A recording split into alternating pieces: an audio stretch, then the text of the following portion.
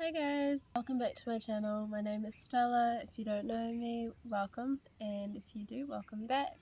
I am coming on today because I wanted to talk about my trip to Korea.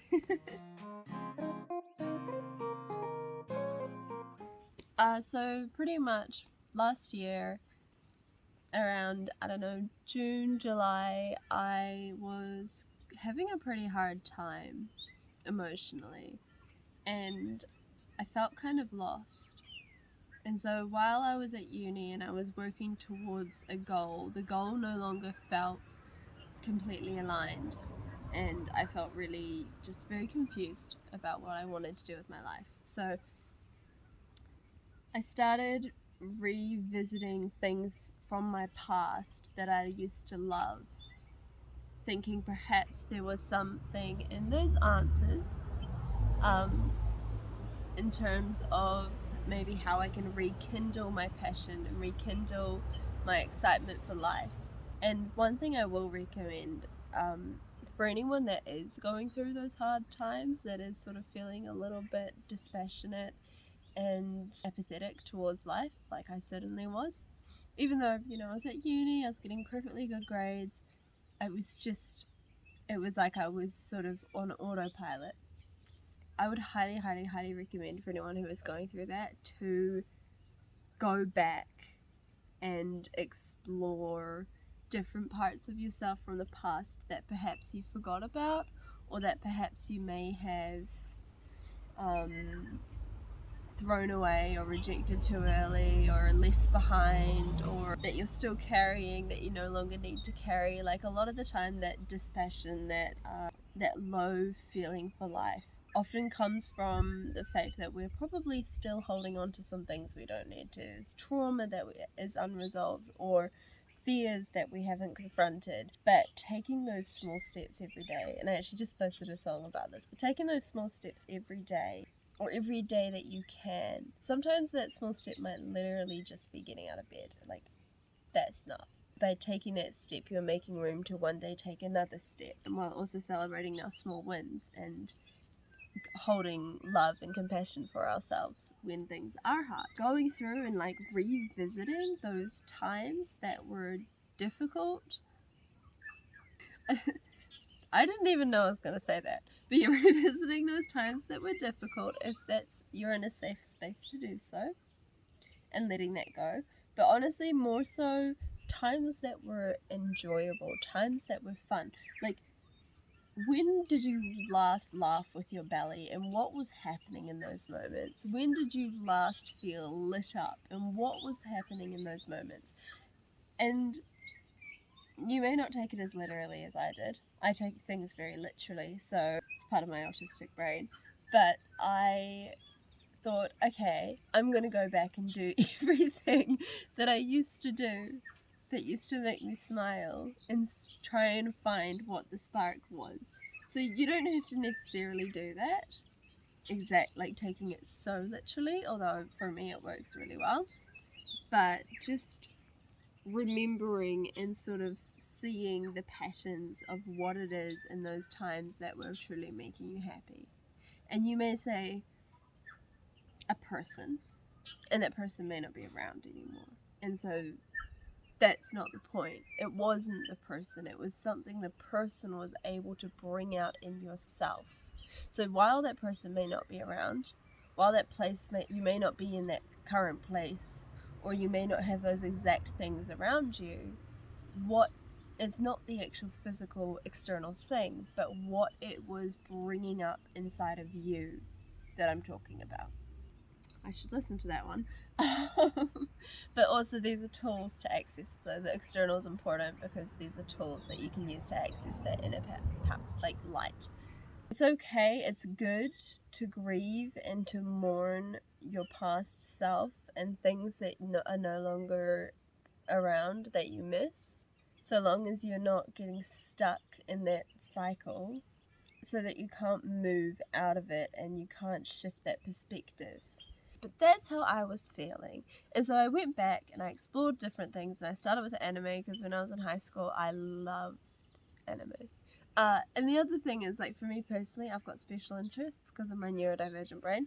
So it wasn't hard it wasn't hard for me to sort of think of like those specific things that I loved. So like I was obsessed with anime. I went through this whole phase of loving anime, and I watched anime for a little bit last year, and I was like, this is fun, I want to go to Japan. And then pretty quickly I was like, I still want to go to Japan, but that version of me has integrated into a different version of me, and so the anime wasn't what I was looking for. It's actually really interesting going back and watching me talk about anime and K-pop, because it was drilled into me when I was younger that those are passions to be ashamed of, or cringy, or immature, juvenile. I don't know. I don't know why it's considered cringe, but that's what I grew up with, and perhaps it was because I was so excited about it. But again, neurodivergent special interest brain, like if I love something, I get really excited about it. But the other thing is, it's also something that helped me to grow and heal and hold me at a time where I was quite a deeply traumatized and lost teenager.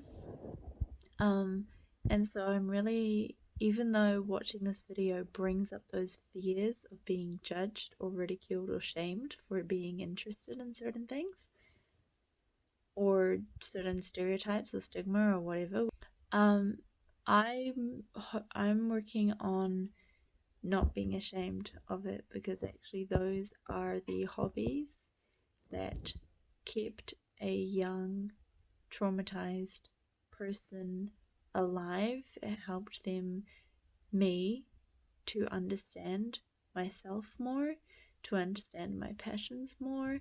My interests in anime weren't just, it was the beauty of the art, it was the excitement of the world building, it was seeing these dynamic characters and understanding my own trauma through the eyes of somebody else, drawn in a way to help me understand it.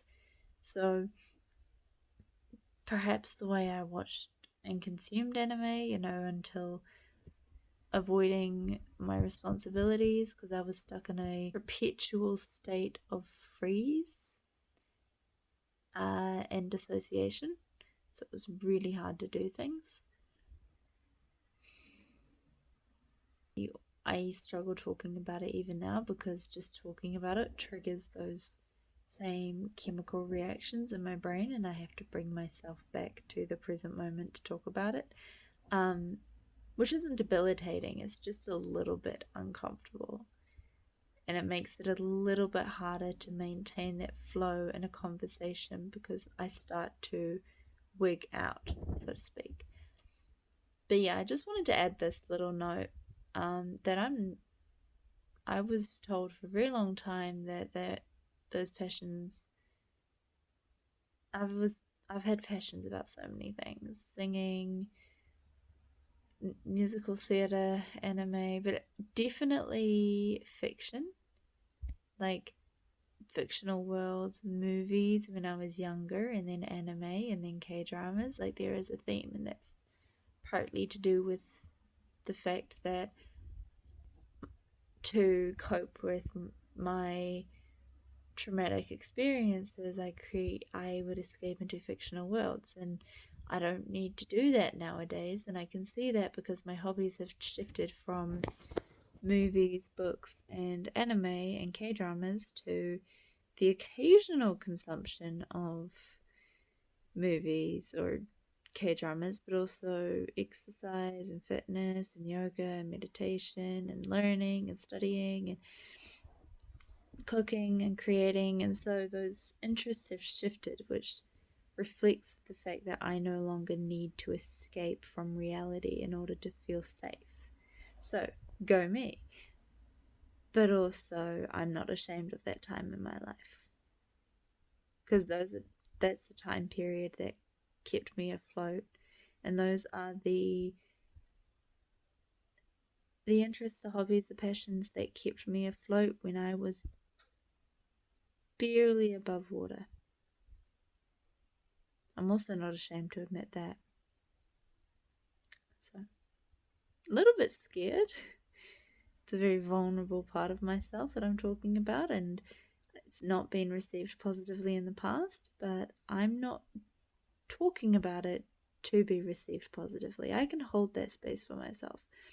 I'm talking about it because I want people to stop being afraid or ashamed of who they are, of their experiences, of their coping mechanisms, and believing that those coping mechanisms make them bad or cringe or weird or worthy of judgment, when actually, I mean, as long as your coping mechanism isn't harming people, and if it is, there's a whole different conversation to have here. And that's not necessarily one of shame, but it's definitely a different conversation. But if it's not harming people, if it's not causing harm, if it's not illegal, then if it's keeping you afloat, that's amazing. Maybe it's not the most comfortable coping mechanism. Maybe it's not the most healthy coping mechanism, but it's not anything to be ashamed of. Your experiences are nothing to be ashamed of. So that is why I'm talking about this, even though it makes me uncomfortable, because I want to be able to put it out there that it's okay. It's okay. It's okay to need support. It's okay to have coping mechanisms. It's okay that different parts of you may be relevant for different. I mean, anyone who's got CPTSD might understand the idea of a fragmented mind. So I've had different coping mechanisms for different versions of myself. If anyone's looked into internal family systems, they'll understand that. So yeah, nothing to be ashamed of. We're all just human. So, anyway, back to the video. Love you. And so then I thought, okay, I loved K-pop, I loved K-dramas, like I loved Korean culture. And this is not to say I wasn't doing other things as well. Like I was connecting more with dancing, I was connecting more with meditation, with nutritional eating, with going to the gym, with routine. I was connecting to other things that also made me feel good. And so when I came across Korean culture again, after not sort of exploring it for a while, because I sort of little mini timeline of my life was from high school was like anime and Japanese culture and learning Japanese, and then Korean and learning Korean culture and Korean entertainment. And then by the time high school ended, I was like quite into Korean, but sort of moving out of that because then I got really into spirituality and my special interest was crystal. So I went down that journey for about 3 years, 2 to 3 years, and then it was trauma processing. And then self-improvement, self-development, travel, overcoming my past. And so that's sort of where I've been. And to be honest, I think that's something that I'm going to continue with, just because I think that's a very important element and aspect of life, is being able to heal and to grow from our experiences. And that's something I would like to create career-wise. But coming back, when I rediscovered Korean culture, I realized there was a reason I'd loved it when I was younger, and before I'd sort of pushed myself away from it because I thought, no, to be spiritual, it was a very specific kind of spiritual journey, a very imbalanced one, very up here and not so much, and in here and not so much down here. That version of spirituality for me is something that I've said goodbye to because it ended very intensely for me, and it while it was beautiful during the process, it served its purpose, and now it's, like I said, it's integrating into another version of me that's sort of the anime version and the Korean loving version and the spiritual version all in one rather than just one focus. So with the Korean, I was really sad, I was very low. I found this Korean boy band that I used to love in high school, which is BTS. I'm sure everybody's heard of them at this point. the reason I was feeling sad is because of the spiritual journey I just talked about had sort of come to a plateau, and I'd gone off to Australia. I'd gone off to follow my heart. I'd travelled around New Zealand, up into Takaka Golden Bay, which is like the spiritual centre of New Zealand, at least in the South Island. It's super spiritual, super beautiful. I didn't, I couldn't feel like I belonged there. I didn't feel right, so I kept following my heart. And it was chasing, I was seeking something, but I didn't know what it was. So I was moving around a lot, exploring different parts of Australia, and I ended up in the Hare Krishna temple, which is actually where I got this and this, if you're wondering why I'm wearing sort of a cultural fusion outfit. It's because I felt like dressing up today and wearing colourful, pretty clothing. Do not mean to offend. Hopefully I'm not offending anybody. I just thought they were pretty. But yeah, this is usually worn under a sari, and this is, I'm not sure what this is, but it's made in India and pure silk, so pretty thing, I don't know. And then I got this from a lovely African lady who was selling beautiful traditional African bits and bobs, artifacts. I say artifacts because that's what the term is in anthropology. I thought this was really beautiful. So yeah, I'm wearing like Indian, African, and I'm wearing a Japanese. When I went to Japan, I got a yukata and I bought I don't know what these are called, but those beautiful hair clips that you put in your hair when you wear a yukata. So I'm wearing one of those. Yes, I think that's everything. There's a little mini outfit of the day rundown. But I was feeling colourful, but I was also feeling very sacral and root chakra, which is grounding, connecting with earth, connecting with creativity, connecting with play, and that is why I'm wearing these colours. Right, so anyway, I ended up at the Hare Krishna village, and it was beautiful at first. I got given these amazing free food all the time, and it was beautiful because not only was I giving it, but I was also often involved in the preparation of it, the gardening involved, the gardening and harvesting, serving it to other people first. So there was a really beautiful reciprocity in the giving and receiving sort of essence to it, which was beautiful. So loved that.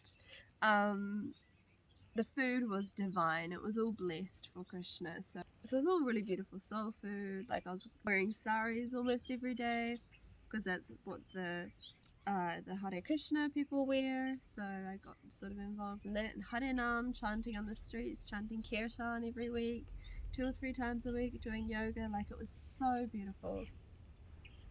But I felt lost and I was confronting a lot of my trauma. So when I was going to actually, I slowed down enough to actually look at it. And I was having nightmares every night and I was feeling really overwhelmed. And I realized I don't want to actually be here, as amazing as this is. I want to go home and study. So I did.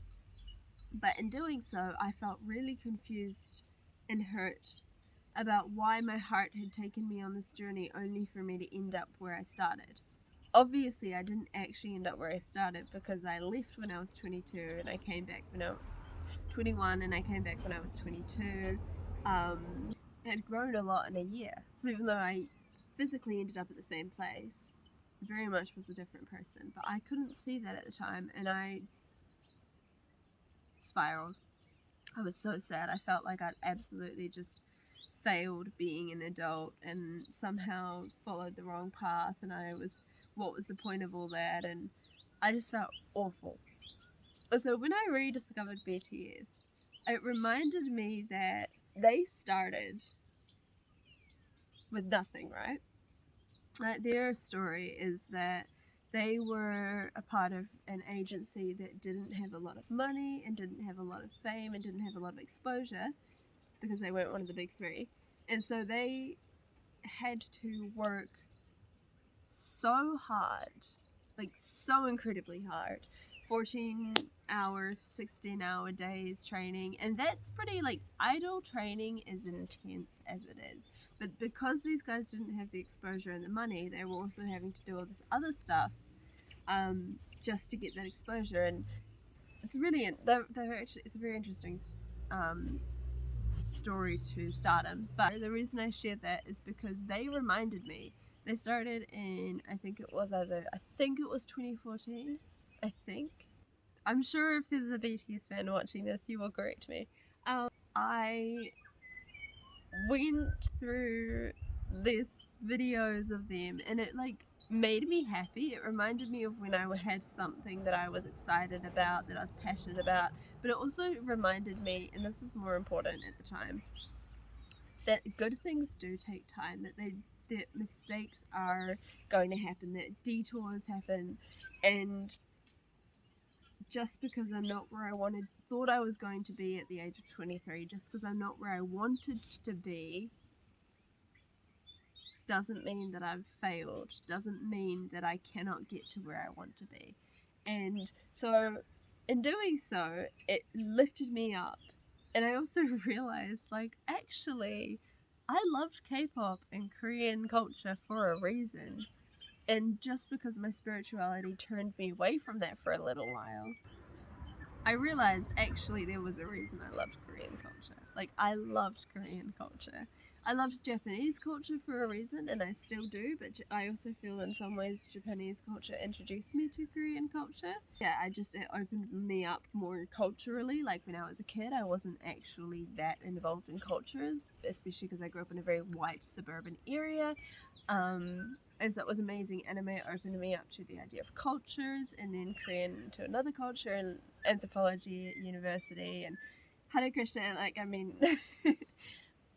the rest is history. Like, the dream is travel the world, see as much as you can, learn as much as you can, and help as many people along the way. But I realized I loved Korean culture for a reason, and so I started learning the language again. I started studying more about it. I looked into like work culture. I looked into the K-pop industry. What I loved about Korean culture is what I love about Korean culture is it has this really beautiful sort of dichotomous relationship within itself, where there are some things that are really, really, really fascinating and really beautiful and incredible in terms of like economic success, and they're beautiful I feel weird saying traditional because there was a whole lecture on it at university, but I think people know what I mean when I say traditional, but like a very beautiful traditional culture as well. And then an amazing technologically developed culture, but then there's also something really intriguing about the beauty standards and explore lots of different parts of that culture. So I was all in. Like, I was just, what was I doing? I was learning Korean, listening to it every day, watching Korean vlogging videos, watching travel videos, falling in love with the idea of traveling there.